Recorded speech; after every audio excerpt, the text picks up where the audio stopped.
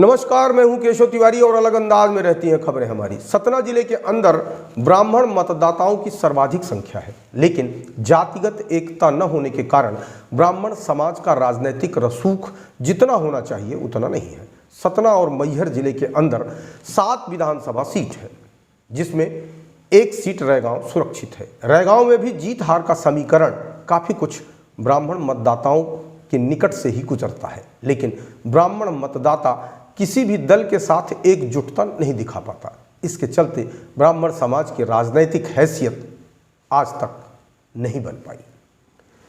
सतना जिले के अंदर पर्याप्त ब्राह्मण होने के बाद भी आज तक कोई सांसद ब्राह्मण नहीं बन पाया। इससे अंदाजा लगाया जा सकता है कि ब्राह्मण आपस में कितने विभाजित है।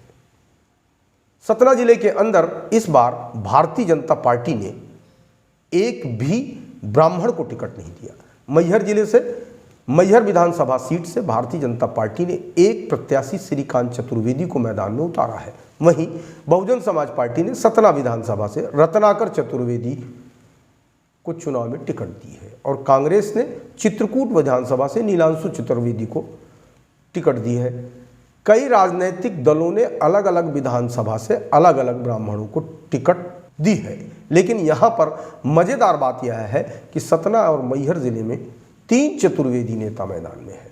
कहने का अभिप्राय यह है कि सतना और मैहर जिले में ब्राह्मण की कई प्रजातियां पाई जाती हैं, जिसमें गौतम, शुक्ला, मिश्रा, त्रिपाठी, पांडे, द्विवेदी जितने भी नाम लिए जाएं कम है।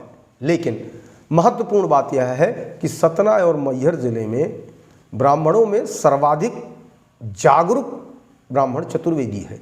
इनकी जागरूकता का अंदाजा इस बात से लगाया जा सकता है कि सतना से रत्नाकर चतुर्वेदी सीवा चुनाव लड़ रहे हैं, तो चित्रकूट से नीलांशु चतुर्वेदी लड़ रहे हैं, तो वहीं मैहर से श्रीकांत चतुर्वेदी चुनावी अखाड़े में।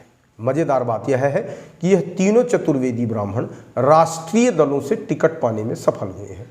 किसी जमाने में विंध्य में ब्राह्मणों की पहचान श्रीनिवास तिवारी हुआ करते थे, लेकिन आज की तारीख में विंध्य के लोकप्रिय ब्राह्मण नेता के रूप में राजेंद्र शुक्ला जाने पहचाने जाते हैं। यह अलग बात है कि श्रीनिवास तिवारी एक दबंग और आक्रामक छवि के लिए जाने जाते थे। राजेंद्र शुक्ला सहज और सौम्य नेता के रूप में जाने पहचाने जाते हैं।